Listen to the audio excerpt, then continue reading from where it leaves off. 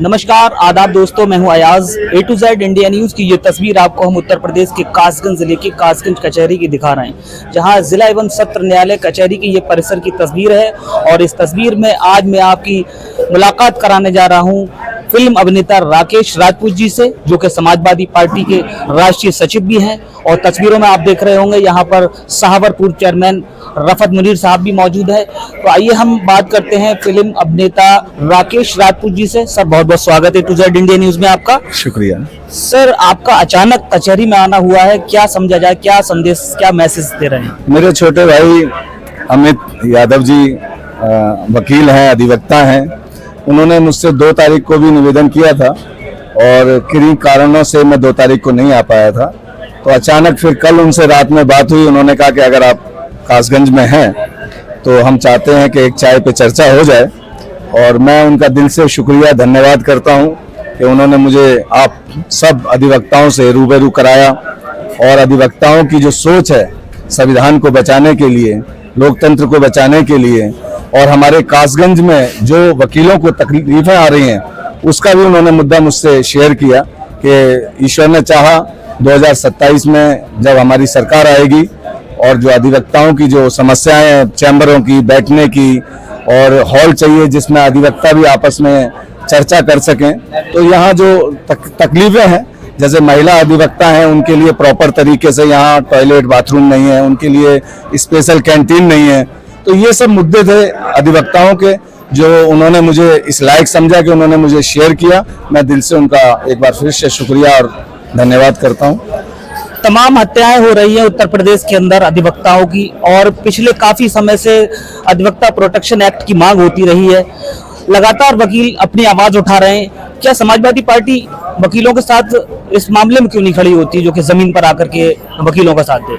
देखिए, मैं आपको बताऊं कि केवल वकील ही नहीं, समाजवादी पार्टी केवल एक ऐसी पार्टी है जो समाज के हर वर्ग के साथ खड़ी होती है, चाहे वो किसान हो, नौजवान हो, महिलाएं हो, और जो शोषित वंचित समाज है, किसी भी प्रकार का आप देख लीजिए, जिसके साथ अत्याचार होता है तो समाजवादी पार्टी के कार्यकर्ता जिले पे लेके, विधानसभा पे लेके धरना प्रदर्शन करते हैं और उन्हें न्याय दिलाने के लिए संघर्ष करते हैं।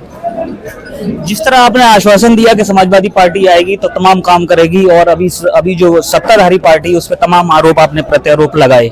सरकार कहती है 0 टॉलरेंस की नीति है, सबका साथ सबका विकास।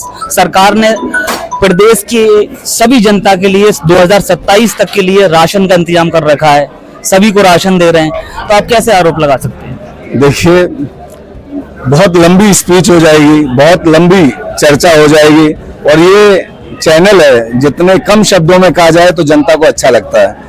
ये पार्टी मात्र एक पार्टी देश में आजादी के बाद ऐसी आई है जो केवल झूठ बोलती है और झूठ की फैक्ट्री चलाती है, लोगों को गुमराह करती है, भाईचारे को खत्म करना चाहती है।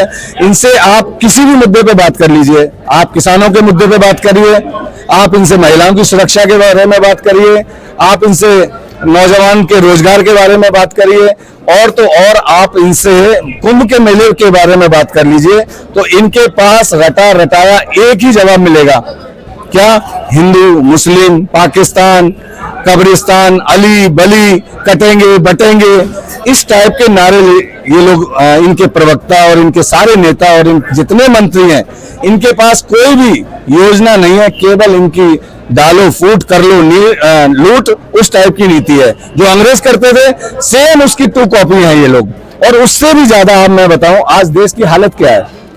डॉक्टर मनमोहन सिंह जी की जब सरकार थी तब 50,000 करोड़ देश पे लोन था, कर्जा था। आज 2 लाख से भी ज्यादा करोड़ देश पे कर्जा है। और जिस प्रधानमंत्री की सोच हो आपदा में अवसर, तो आप सोच सकते हो इस देश को वो खुशहाल देखेंगे? वो केवल आपदा ही डालेंगे और उसमें अपने निजी पूंजीपति मित्रों को देश की पूंजी का मालिक बनाकर देशवासियों को बदुआ गुलाम बनाना चाहती है ये। इसलिए इस पार्टी का तो एक ही मूल मंत्र है, धोखा। धोखा समाज के हर वर्ग को दिया जा रहा है, ये बीजेपी का मूल मंत्र है। नहीं, अभी उत्तर प्रदेश सरकार ने उद्यम योजना लागू की है, जिसमें बिना इंटरेस्ट, बिना सिक्योरिटी के 5 लाख तक का लोन दिया जा रहा है। बेरोजगारी दूर करने की बात हो रही है, इसको किस नजरिए से देख रहे हैं? मैंने कहा ना, इनके घोषणा पत्र रिटर्न वाले देखिए 2014 के। इन्होंने कहा हर साल हम 2 करोड़ रोजगार देंगे। और जो हिंदुस्तान में रोजगार थे उनको और इन्होंने खत्म किया है। देने की तो इनकी बात करके समय खराब करना है। ये टोटल झूठ की फैक्ट्री चलाते हैं। और इनके देख लीजिए ना, आप 2014 से और आज 2024 हो गई, इन्होंने कौन से विकास कार्य किए हैं इनसे पूछ लीजिए। इन्होंने जो घोषणा पत्रों में वादे किए उनमें से एक भी निभाया हो तो बताइए। इनकी बुलेट ट्रेन हमारे एटा में आप देखोगे नॉर्मल ट्रेन नहीं है। नॉर्मल ट्रेन जो मूलभूत सुविधाओं के लिए होती है, दिल्ली से कोई एटा आना चाहे बाई ट्रेन नहीं आ सकता, लखनऊ से एटा बाई ट्रेन आना चाहे नहीं आ सकता है। ये stand up India, digital India, ये सिर्फ धोखा है, जुमलेबाजी है। और देश अब समझ भी चुका है। और देश का सबसे बड़ा राज्य उत्तर प्रदेश, इन्होंने तो इतना अच्छा इनको संदेश दिया है, इनकी टांग तोड़ दी है। ये बैसाखी पे है आज, इनकी पूर्ण बहुमत की सरकार नहीं है।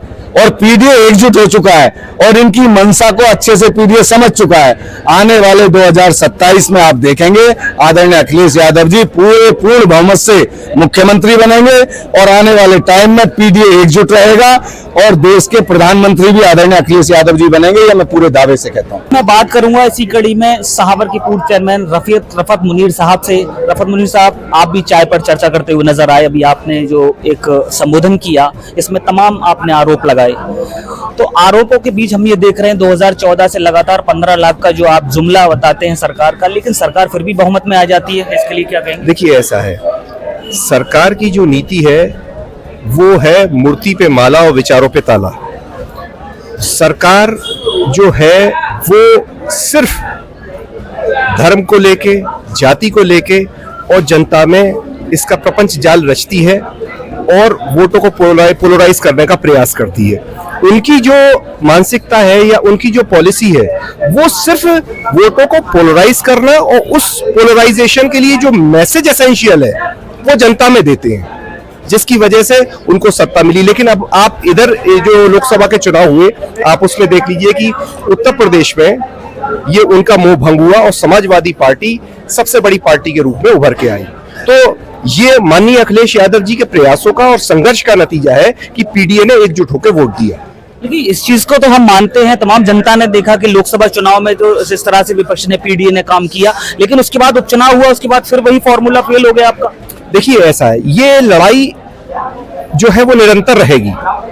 हमारे उनके बीच नफरत और मोहब्बत की लड़ाई है और जब लड़ाई होती है तो कभी हल्का होता है आदमी, कभी भारी होता है। लेकिन हमें ये उम्मीद है अपनी जनता पे, अपने देश पे और जो हमारे देश की सांस्कृतिक विरासत है उस पे यकीन है कि एक दिन मोहब्बत जीतेगी और नफरत हारेगी। आपको वोट ही नहीं डालने दिया जाएगा तब आप क्या करेंगे ऐसी स्थिति में? हमने तमाम ऐसे वीडियो देखे, महिलाओं पे गन तान दी गई। बिल्कुल, जो संभल का वीडियो आया वो बेहद चिंताजनक है लोकतंत्र के लिए कि वहां पर प्रशासन बंदूक ताने खड़ा हुआ था लोकतंत्र पर।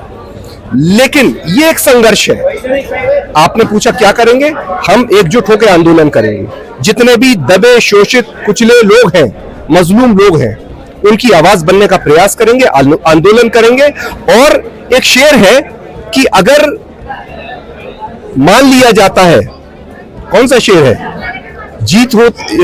हार होती है जब मान लिया जाता है और जीत होकर रहती है जब ठान लिया जाता है। ये थे रफत मुनीर साहब, जो लगातार अब प्रयासरत हैं। 2027 की जमीन तैयार की जा रही है। ये कासगंज की सरजमी है, गंगा जमीन तहजीब कही जाने वाली जमीन है।